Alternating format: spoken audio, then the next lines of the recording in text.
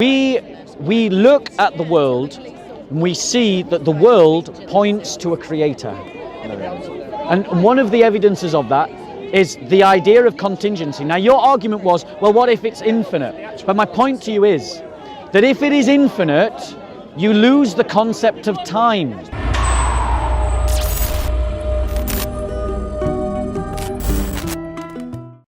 Go on, Steve, sorry.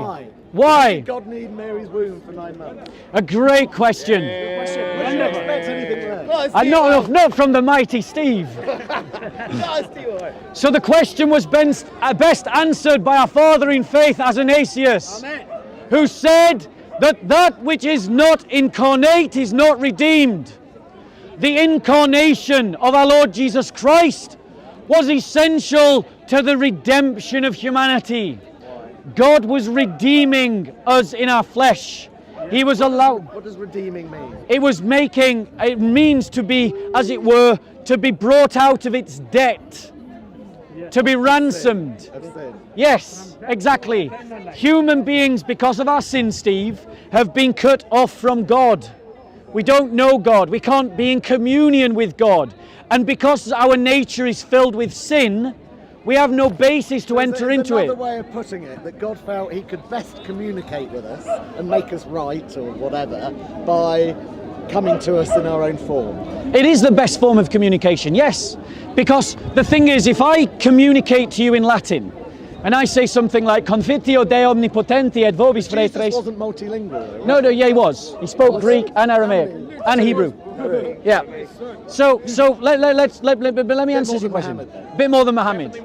Definitely more than Muhammad, who could barely speak Arabic by the sounds of it. So, because Muhammad borrows non-Arabic words and puts them in the Qur'an. He borrows Syriac words. So a pure Arabic Qur'an actually has Syriac words in it. So let me come to your point. If I communicate, no, I haven't. The fuller answer is the more glorious. Satisfied with your answer, move on. You just want to move on. So let me. No, he's explained it in understandable terms. Good. So what's the point of making it richer? Well, you accept Christ, that's a waste of words, isn't it? That's a waste of words. No. I'm going. Listen. If I communicate to you in Latin, I know you don't need to explain it. And I communicate to you in Arabic, you're always going to be at the mercy of the translator. Like the Arabs and the Muslims want to make us all at the mercy of the Arabs. But if you never speak a word to me and a car is going to hit you and I push you out of the way and I take the hit myself, you don't need to know much about me to know what I've done for you. I've communicated something selfless to you, self-giving towards you. And this is a story that you can then tell in every language because it's translatable. And so when our God becomes a man, he becomes a man so that his story can be told in every language, in every tribe, and in every tongue. So that a confederacy of the church can be drawn from every race of equals worshipping God together. Perfect. Unlike in Islam, where we are called to be the slaves and the subjects of the Arabs, bowing to an Arab city, copying an Arab man, taking on their cultural norms and traditions. So our God is a God for the world. Are there no cultural traditions of Christianity? Yes, many, from many different nations. Because those nations, and this is why the incarnation is important, because the incarnation is about the redemption of humanity. Why did Jesus not travel the world? He didn't need to. Why not? He sent the apostles. The apostles travelled the world. Well, Thomas got as far as India. Which one came here? None of them. Well, not the first apostles, but we Christians. Exactly. The concept of the apostle is one who is sent. So if a church sends someone, they are an apostle. So we English had our apostles. They came and they taught us monotheism, the worship of the one true God, to not worship the trees and the sun as our ancestors did. I'm going to stick with the trees, as you know. You're not pagan, Steve. The trees give us oxygen. The trees give us carbohydrate. They are my sources of life. Do you worship those things? I respect them. I respect them. I have awe for them. I respect them. Do you know why I respect them? They give you oxygen and carbohydrates. No, because they were made by my Creator. These ones absorb the pollution for us. These things are not in conflict. I respect them because they're given to me by my Creator. Basically, if you want to use the word worship, I will worship real things and real things that support my life. Is being real? Obviously. Right. So do you think that all being is contingent? Contingent what, on one another? On different things, yeah. Yeah, of course. Yes, right. yeah. Do you think that you can have an infinite line of contingency? Probably not. No, which means that all being has to be grounded in some other reality, agreed? What does that mean? What does that statement mean? It means that, so basically what it's saying is that all being as we can feel it, see it, touch it, hear it, has to have had a start, a creator, that is not the thing it's created.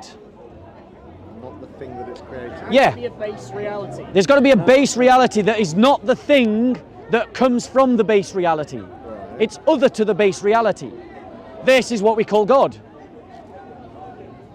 Now, do you agree that my argument is logical? Calling it God is... We can argue about that later, but is my argument logical? Well, but before one thing, something else came, yes. Yeah, but then that chain of contingency can't be infinite, and so there has to be some other thing. I mean, to be honest, that's beyond our current understanding, isn't it? The logic is not beyond our understanding. No, but you can't apply common sense, man on the street logic to things that are highly complex. Why not? Because neither of us, with all respect, are that intelligent. But my argument doesn't contradict any empirical science. Because you're trying to simplify something that I don't think can necessarily be simplified. On what grounds? Because we are of limited mind. Agreed. PC Barry's watching you. Are you being yourself? Okay. Thank you for that interlude. So my point to you is, bro, if all contingent things go back, they must have a starting point. But that starting point can't be the same thing as all these contingent things. Which means that the thing that started them... Because they wouldn't be contingent. Exactly. So that means that the thing that started them isn't in the chain of contingency. The thing that started them. Yeah, the thing that started them. Maybe it is infinite. And that's my point. It's beyond our... But when we talk about infinite, we reach other problems if you try to use that argument. Well, let's not use that word. Well, but the point is, you're using the concept. So regardless of what Let's not word... use the concept. Great, I'm agreed. Let's just assume it could have gone on and the But that's entity but that's infinite, Steve. That's infinite. Well, maybe it was. Who knows? We do know. No, we don't. Yes, we do. No, we don't. And the reason... How do we know that there wasn't something for infinity in the past? The reason why... How do we know that? Right, because if you have an infinite past, how do you get to the present? You can still move in time. But you've got an infinite past. Well, anything that infinite, you can move along that spectrum of infinity. But that means that means that time doesn't move. You can still move through something that is infinite. If you have an infinite A ruler past, that is infinite can still be moved along. Can it not? if you have, my point to you is, if you have an infinite past, you have to abandon the perception of time. Well, let's think about the ruler. If a ruler isn't infinite, you can still move along the ruler. If the ruler is infinite, where's the beginning? Well, it's not. It doesn't have one. Exactly. So how do you get to the present? Move along it. But my point to you is, stick with the ruler. Do you perceive time? You can move along the ruler. Do you perceive time? And I perceive measurement along a ruler as well. Do you know what the I think it's the third or the fourth law of thermodynamics is? Remind me. It's the idea that complex systems will move to less complexity over time. That is how we conceive of time. That's not how biology works. Yeah, it is. That's why we decay and die. Complexity evolves out of non-complexity. When you die, that is the fact of life. That is the fact of biology. And that's proof of God. Are you agreeing with me now? Because you just said the opposite. No, well, you said simplicity comes from complexity. I've said the reverse. I'm saying which do you think is true? Thermodynamics shows that a complex system will fall into chaos.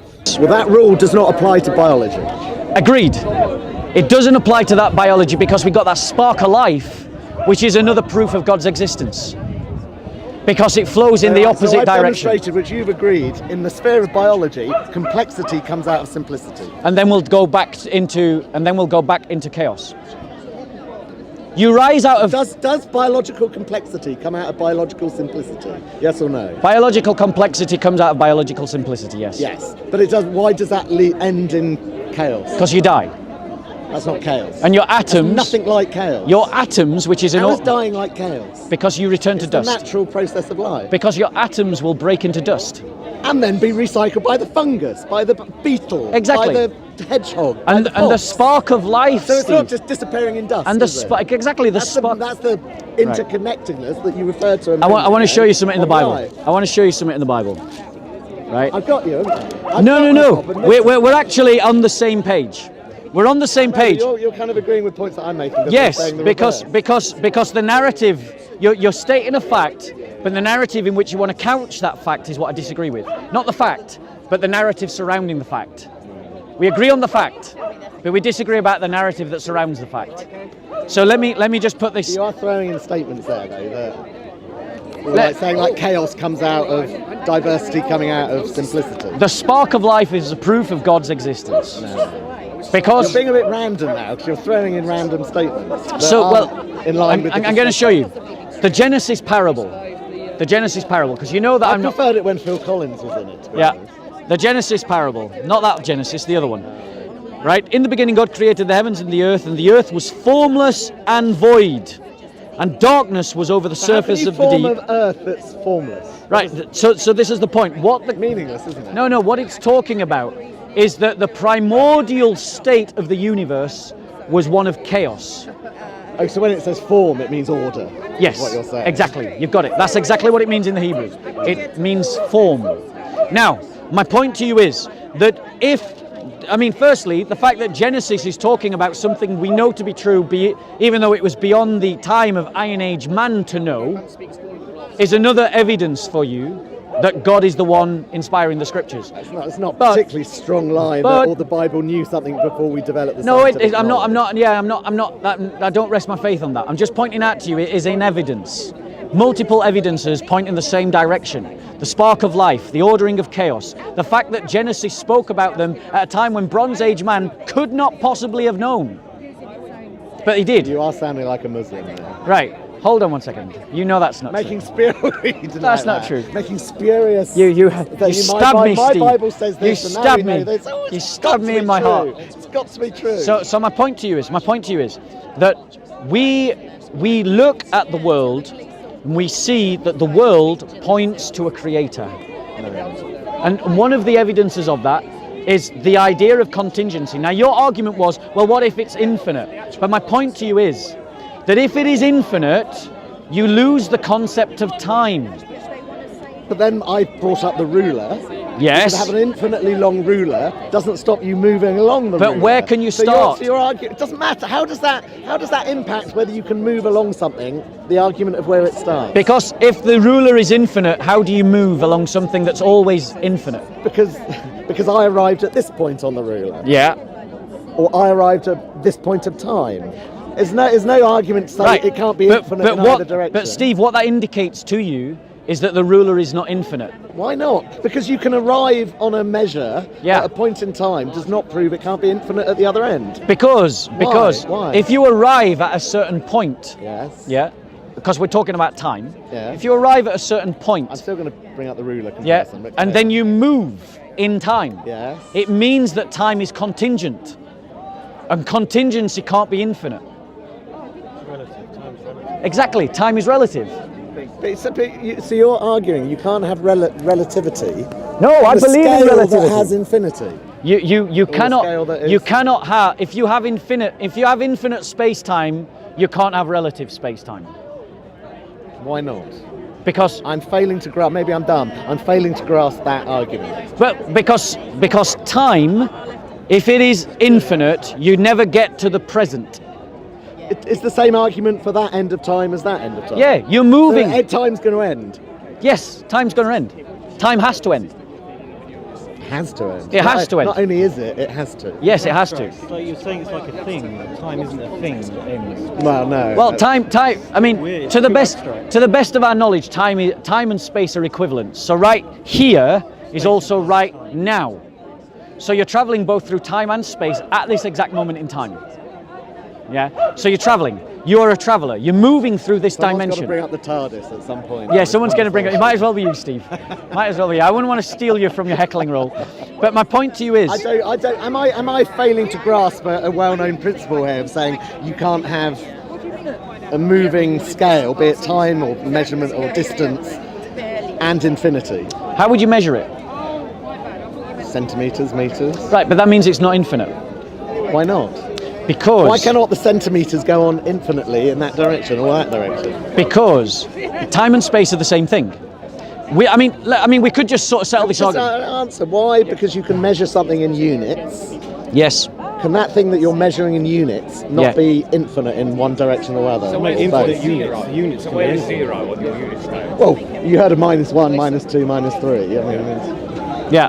So, that goes on and on and on and on. But this should tell you that this idea of infinity is not something that is in this universe. Point to me anything in the created order that is infinite. Well, that's what I'm saying. We don't know whether the whole existence of the universe is time-bound or infinite. To the best of our knowledge... We might have some theories. To the best of our knowledge, our universe is expanding. To the best of our knowledge, our universe is expanding from a singularity.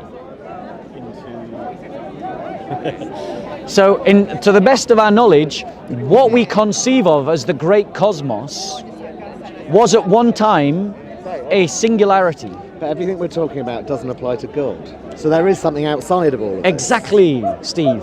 That's the point I'm making your to you. Story. Is that for these things to make any sense at all, empirically it makes sense, philosophically it makes sense, to say that there is a non-contingent other to all the contingent being. Unless it's pantheism. That's a switch, right? Well, the problem with pantheism is that you've still got the problem of contingency. Okay, explain. So if you say that everything in creation is God, Yes. you've still got to address the issue of contingency. That you are contingent on your parents, who are contingent on their parents, who eventually are contingent upon some kind of microorganism that evolved at some point in the sea that sparked into life from how? From chemistry that just came together and became living. Is it just not self-aware? It's just the nature of existence is inevitable.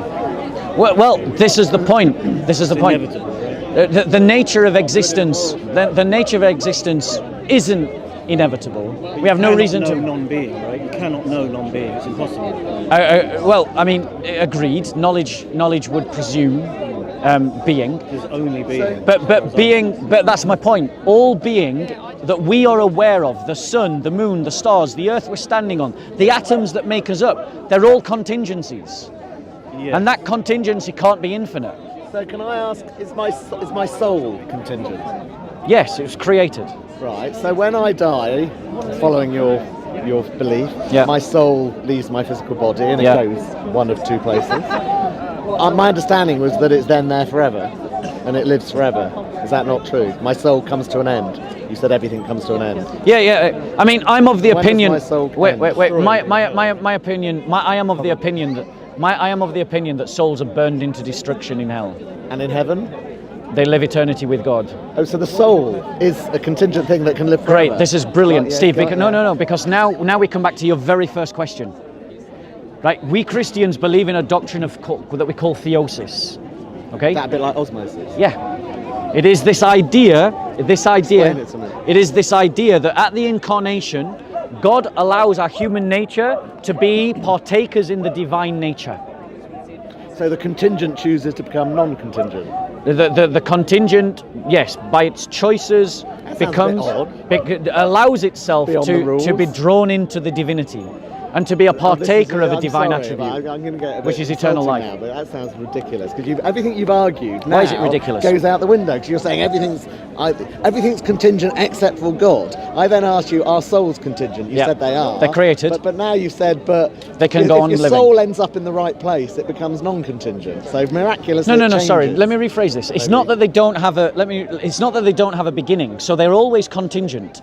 but their being is allowed to continue because they have become a partaker of the divine nature. Don't they have that at the beginning though? Isn't the soul? Yeah, that's what I'm saying. Though, No, the souls are not created. But isn't the breath of God goes into the body, right, and then animates the body? Yeah, that's what the Bible is saying about them being created. But that breath is the first cause, though, isn't it? Yeah, it's a metaphor of God creating the soul. soul is contingent. Yeah, that's what I'm saying. The soul is. But it can last forever. Yeah, contingent means that your being is dependent on something else. But you also say it means about this infinite. But no, something that is contingent can be eternal. But something. Well, that's I thought the whole argument about the ruler was that it can't be. No, the ruler can't be time, infinite. Time can't be infinite. How can someone not be though? That's the tricky one for me. The non-being aspect. If they're destroyed and if some go to heaven and some are destroyed In hell. they don't know about non-being. There's no knowledge of it. There's no. Yeah, their knowledge is destroyed. Yeah, so they will never have the experience of being destroyed. They cannot know it. Well, no, they have been destroyed. But they cannot know that. If I tear this book up, if I tear this book up and destroy it, if I burn it in fire and reduce it to ash, It'll still be atomic. It'll still exist in another form. yeah, but the book no longer exists. Yes, but the essence of the book is still atomically. The You can't destroy energy. The book is present. Within material terms, I agree. You cannot destroy nor create energy or matter. Yes. They simply transfer from one to the other. Yes. We're both in agreement. Yes. We're both in agreement. But you've still got the issue of contingency. Well, yeah, but it's in another form. It doesn't matter. Those atoms will get breathed in by someone, a pregnant mother, for example. My body's built on. But the soul is not infinite. Creation is not infinite. Is the soul not energy then? Is it not a form of energy? It's is it not something outside of an energetic system? It's a metaphysical existence. It's a metaphysical existence. But this is the crux. Non-being, it's impossible. Non-being is impossible. Why is it impossible? Because you can't know it. You're making. Well, one tricky. second. No, you're following a fallacy because you're saying that being is contingent upon knowledge, but that depends upon who's the knower.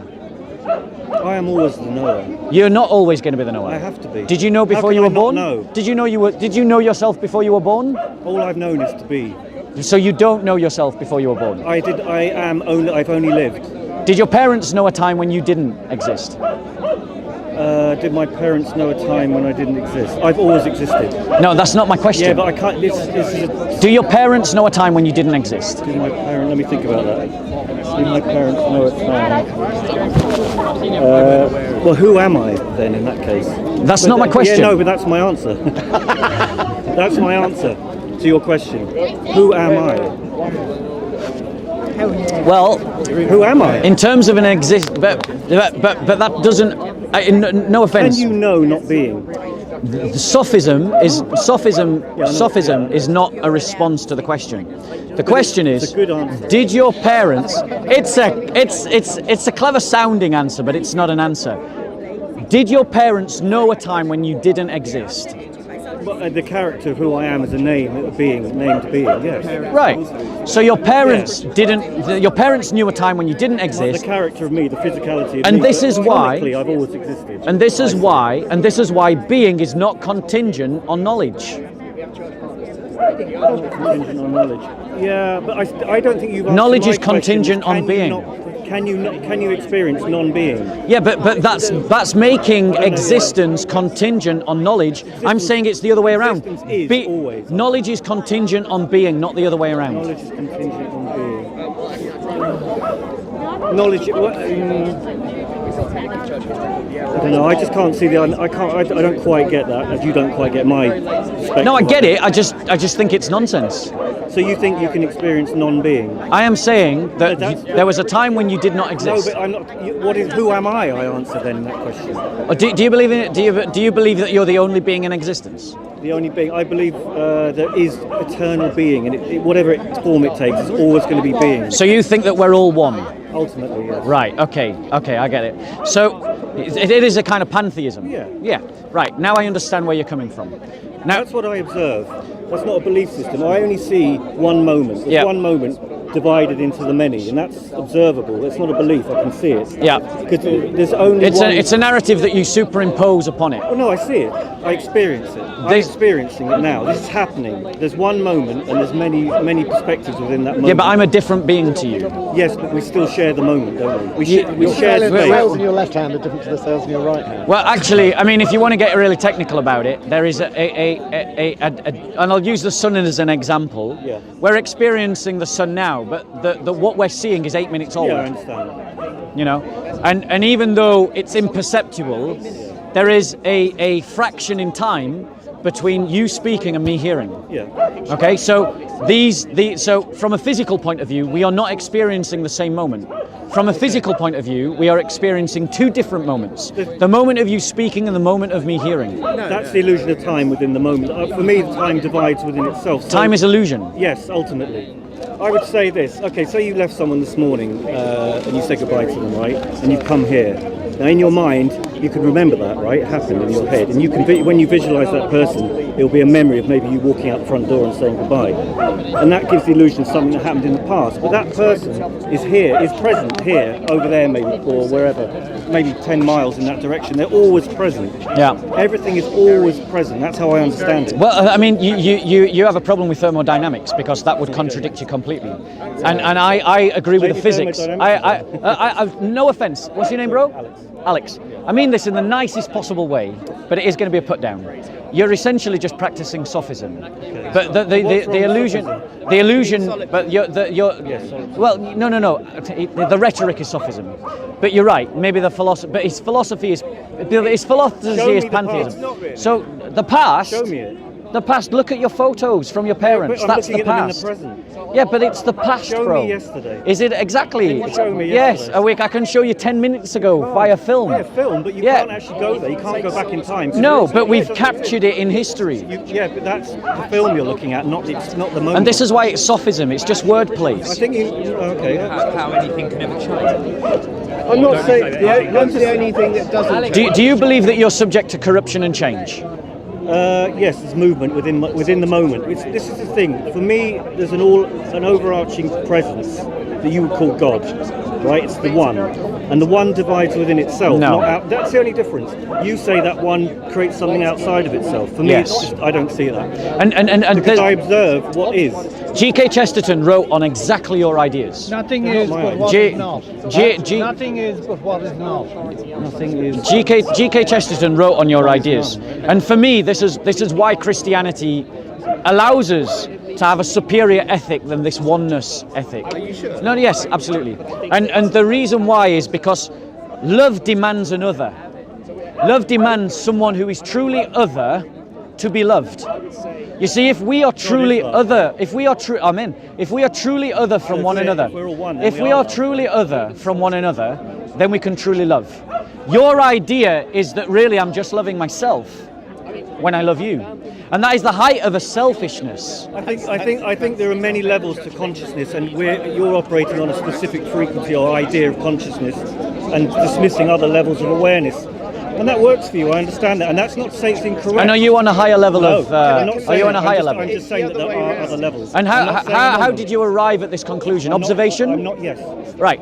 I'm looking at what is. Yeah. You're looking at what you wish to be. No, scientists also look at what is, and they would agree with me, not you, that time is real. That's true. Yeah, they would. They would. They would. So So scientists don't believe in thermodynamics. Thermodynamics. They don't believe in That's not what you're saying. thermodynamics. That's not your whole. I'm saying it's subject to corruption and change. No. So what is? No, that is what I'm saying. Don't put words in my mouth. I'm saying that he's subject to corruption and That's loaded. change. Just by saying corruption is loaded. No, What's wrong with that's Are you talking about entropy? that's exactly what thermodynamics. What's wrong yes, with thank decay? you. Decay is. So, not do you agree with thermodynamics? Entropy. Right. Yeah. So, do you agree that you're subject to corruption and Yeah, change? everything atoms form into intelligence as they decay. They reform into. That's stars the arrow come of and go. time. Well, yeah, you could say No. That is the arrow of time. That is exactly what the arrow of time Space is. one thing. There is no time. Thermodynamics. That has an arrow. This is a scientific Entropy. phrase, Yeah, bro. Entropy is. I know, but what you. Oh, so you do. So I'm not wrong then to say that this is the arrow of time. It's a very narrow perspective on what you're saying. First of all, when you said if you love him, it's to a selfish love because you're loving him. What I would say is if you harm him, it's a foolish harm because we are one. That's the opposite. So are you also a pantheist? I'm a non-dualist. A non-dualist. So you believe in metaphysics, metaphysical realities. Same belief. This is. So you guys have the same belief. I just want to make sure. Consciousness is the only reality. Because I might end up having two different arguments. No. So consciousness is the only reality. Okay, right. So conscious. And it's an infinite awareness. So a stone is not a real thing. What's your definition of real? What is my definition of real? Yeah. Something that I can experience and encounter. Experience and encounter. Yeah. So everything that you can't experience and encounter is unreal, or what you're saying? Anything that I can't experience or encounter is unknown. Like your soul. No, I can experience my soul. Okay, but the issue about reality is if you look at what is a stone made of? Atoms. Atoms. What's below? What atoms made of? Flipping heck, quarks. Quarks, muons, up, down, straight. Yeah. So what are they made of? Well, we don't know that. Fields. Well, no, that's string theory, and that's a hypothesis. No, it's not string theory. No. It's fields. Yeah. String theory. I mean, we could get into a debate about physics, but I'm just saying that But there is that's no a difference theory. in the reality of a stone to you or to anything else. There is a difference. And if you were to Can a stone have this conversation with you? If you were to observe the stone microscopically, Can a stone have this with an conversation? electron microscope. If you observe it, what are you actually finding? 'Cause you said you have to observe it for it to be real. Yeah. But if you were to able to put Can I touch a stone? To be able to put your finger on. Can I chuck a stone? If you want to make it a very simple argument of, But it really is O-level physics. But it really is that simple. No, it's not. Because the reality is that a stone and me are not the same thing. I'm a conscious being. I have knowledge. Yeah, but you're contingent stone. upon the rock of the earth, aren't you? I'm contingent upon atoms, yes. There's a slime mold there's of a conscious syzygy there, being. right? A slime, not to my knowledge. So out for you. I doubt it. For you, what in your life is there anything that has never changed? Talking about entropy. So your body changes, your thought changes, your emotions changes, and your beliefs change. What, is there anything that hasn't changed? God does not change. No. For you, in you, Oh, in me. it's your experience. In me. In me. In Your me. experience. In my experience or in me? Because those are two different questions. So I'll have to answer them separately because those are two separate questions. In me, everything has changed. Everything has changed. Yeah? But God has not changed. So there's nothing that has never changed in you. In me, no. Yeah. Everything So has I would changed in argue me. There is one thing that has never changed. Which is? I will go. I will explain. Well, I'll try to explain. Towards that. There is one thing that hasn't changed, and let's see if you agree with me, because you may disagree. Okay. So as you grew up, little 5-year-old what was your experience of the world? What did you experience? Thoughts, feelings, mum, parents, family, the outside world, the emotional world, the psychological world. Yeah? That's what you experienced. Yeah. What experienced those things? Well, me at the time. No, who's me though? Are we talking about consciousness? We're talking about perception, awareness. So it's the awareness. The self. No. Well, it depends. Saying the self, it can be defined in lots of different ways. I know it can. But if we talk about infinite awareness or awareness, it's awareness, being aware of thoughts, feelings, body, outside world, inside world. But that awareness, I think you would agree, has never changed in you. That he agrees with that. No, fair enough. No, I would say I disagree because myself, when I was born, I was short-sighted. In fact, we all were. When we're born, we're short-sighted. We can hear before we can speak. Our interaction with the world is something that is dependent upon our senses, is dependent upon our consciousness, and my view of the consciousness is that it is essentially the tentacles of an octopus. The real self is much deeper than what we perceive as the consciousness being. I know, it's why I'm single. But like, it's the present. You're never going to chat up a girl with that line, Steve. Trust me, I've tried.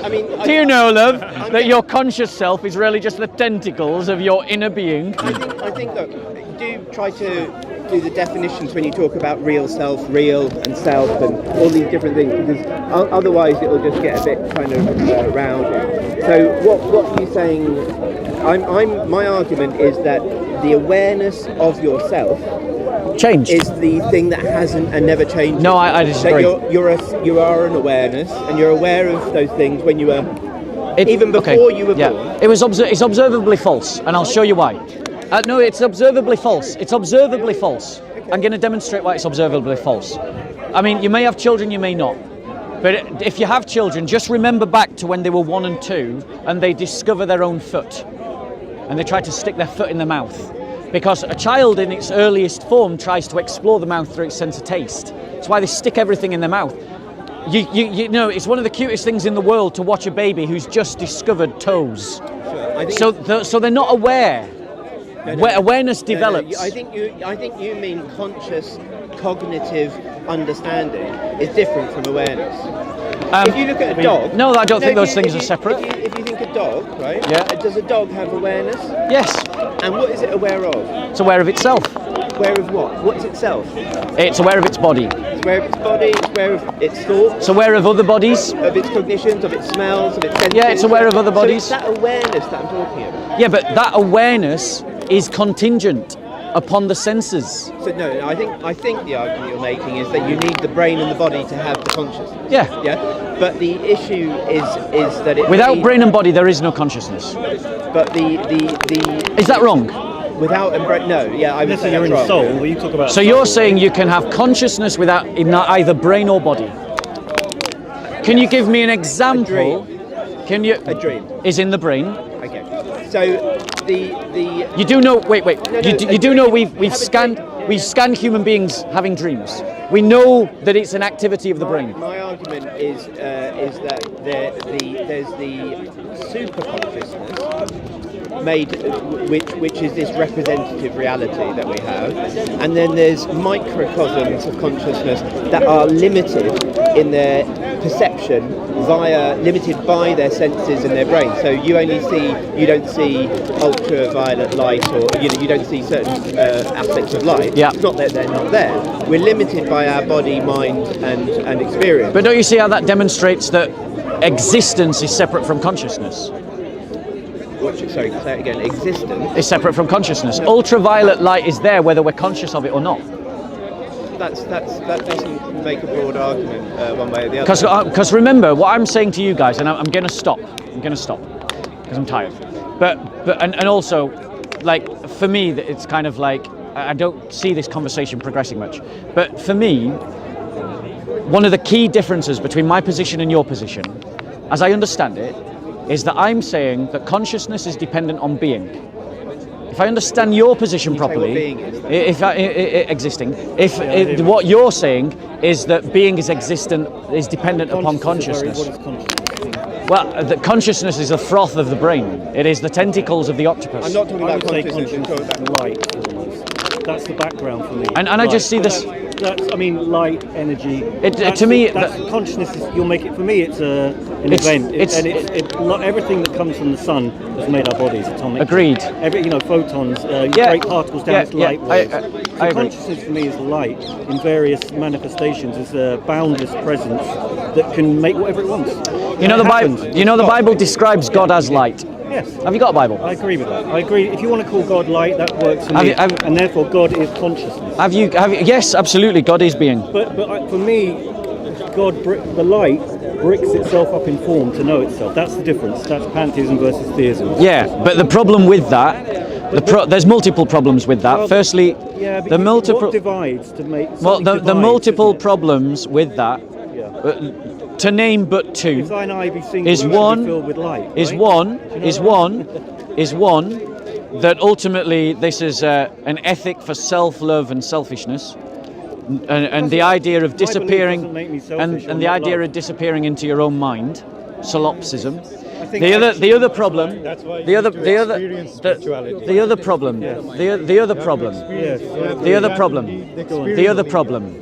problem is that it has zero explanation for contingency or thermodynamics.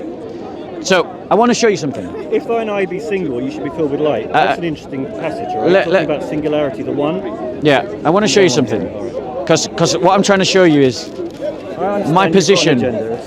My position. I get it. Yeah. So this is why I believe so firmly that knowledge is contingent on being.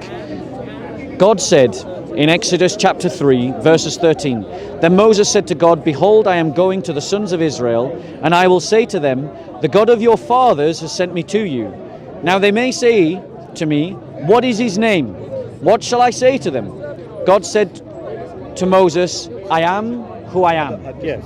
Say to the people of Israel, I am has sent me to you." So knowledge is contingent on being. I would say that I am is always, right? It's never been born, never will die. Is, Correct. right? Yes. Yeah. Yes. Right. I would say that all that partakes of existence partakes of that. Except that all the evidence demonstrates the opposite. You thought this was a problem of non-dual perspective that we're taking. However, with a dualistic view, not only do you have the physical and the spiritual as separate. I don't have a dualistic view like that. You're saying that the rock is separate to the spirit. I'm saying that the rock doesn't have is separate, is different to me. I don't think that's a controversial statement. Are you saying it's separate from the spirit? I am saying. Could you tell me it was made out of rock before? Yes. Okay. So no, what I said was, and let's be clear, what I said was that I am not the same thing as the rock.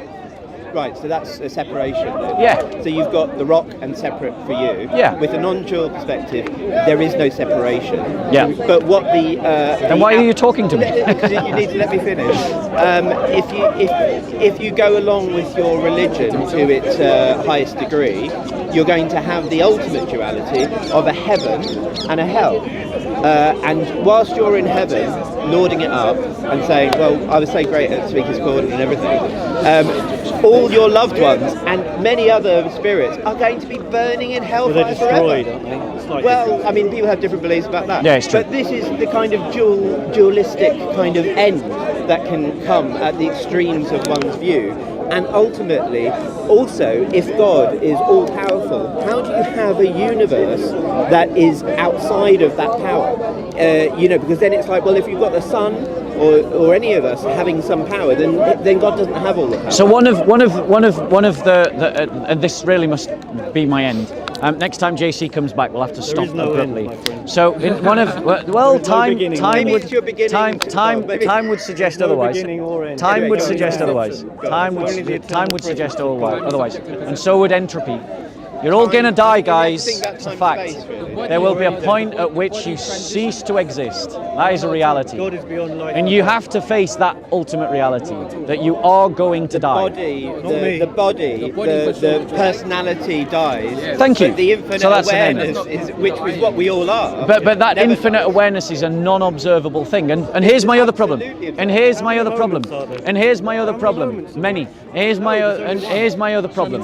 Here's my other problem. You've just experienced them. Here's my other problem. Is that all of this is just your conjecture? No, it's not. Has God spoken to you? Has this being spoken to you? Has he revealed himself to you? Can I give you a quick... Everyone has that. It's your interpretation of how you interpret it. Can I have a You're quick... looking at words and saying this is the truth. Do you agree with him? Yeah. Oh, for sure. Are you all part of the oneness brigade? No, but brother, it's because looking in your own direct experience. Why did you call me brother? Because I respect the dualistic experience too. No, but I'm not offended by it. I'm just pointing out that the fact that you call me brother acknowledges that we're not the same. No. On the dualistic level, of course, there's difference. We need difference, otherwise there's no experience at all. I mean, that's why the duality it is actually observable that we are not the same. No, but the single, like we're literally talking to one the another. moment itself is one. Exactly. You can say there's only one moment as much as you like, but the reality is we have just passed through time and you've all experienced it. How long has it been If this since finger was talking to this finger, they might think they're very separate, but they're not, are they? The fingers don't talk, bro. People talk. I think that's a flexibility of thinking. Yeah. So, okay, but the other thing is that in your belief, you need a book and a person. In fact, I would say, and these guys might agree, that actually Jesus probably had this kind of belief in his teachings anyway. But that is maybe corrupted. I don't know. But if your belief is that you need a book and a person to tell you about reality, then that causes a big problem for you across the universe and across time. When actually, you know, you can be fooled by the kind of human mind. Both in the problem of it is that you get into a dualistic argument with yourself and with other people, when actually, you know, that the whole religions could be explained by other things, but infinite awareness is the truth. This kind of again, this kind of sophism. Sophism means that you are the only. It's a different version. I know. I'm not saying solipsism. Sorry. I'm not saying solipsism. I'm saying sophism. It is just wordplay. When you encounter observable reality, What's the source that of the I am the observer. Yeah. What is that I am? It ain't your I. What is that I am? I am that my observation is not your observation. What is the I am that's perceiving right now? Myself. What is that? Yeah, it's my consciousness. My consciousness. Yes. So what is it? What is it? My consciousness. It is my being, Your being. which is not yours. What is your being? My being is my Describe existence. Your existence. Yeah. So existence itself. At what point does it split itself? It doesn't split itself. Oh, so we're the same. No, Fundamentally. hold on one second. Fundamentally. You're just randomly connecting No, it's not random. sentences You just said together. existence does I not have split just itself. said, no, I said that my existence doesn't split itself. But if you'd listened carefully to what I said, I maintained the idea that there is a distinction between my existence and your Depends what you existence. mean by mine. You haven't explained what this I am is yet. My existence is my observation of the world. You are literally half a meter What away is from that me. which is You are perceiving? not the same. What is that which is perceiving? I am What is that? perceiving myself. What is that I am? The self is What perceiving. is the self? My consciousness. What is the consciousness? What is My consciousness? existence. You own the consciousness. I own my own consciousness. What is it, bro? Yeah, I've just tried. Look, sophism No. isn't What a does that mean? response. What does that mean? I don't You're know. just word No, plays, it's a guys. question that you're not asking. You're just saying repeatedly. it's mine, Because- it's mine, it's because- mine. What is consciousness? That's my Well, question for you. consciousness Very clear. is the tentacles of the octopus. It is the tentacle. Consciousness is the tentacles of the deeper self. Where did you read that? So what's the deeper? So there's something deeper than consciousness. Yes, What is that? your consciousness. This thing that you perceive as consciousness. No. I think we've got a It's different before agreement. perception. Well, okay. So thinking he about asked me what my view of consciousness was. Before perception. Yeah, he asked me what my view of consciousness was. My view of consciousness, yeah. But I'm going to stop, guys, because you know it's just going round and round in circles. Not really. You know, Exactly. It's consciousness, it's consciousness. It's actually very but good. but You haven't been my challenged by this understanding. No, really, you're not challenging me, honestly. Oh, I know. You Like don't- my you haven't asked for consciousness, bodies. my I've just told you, consciousness is the tentacles of the deeper self. What does that mean? What's the deeper Right. self? Okay. brother? The That's deeper self is that which makes the decisions. decisions. Yes. So what's aware of those decisions? Your consciousnness. So the consciousness is deeper than the deeper self then? The consciousness, look, brother. We've already, what you're saying.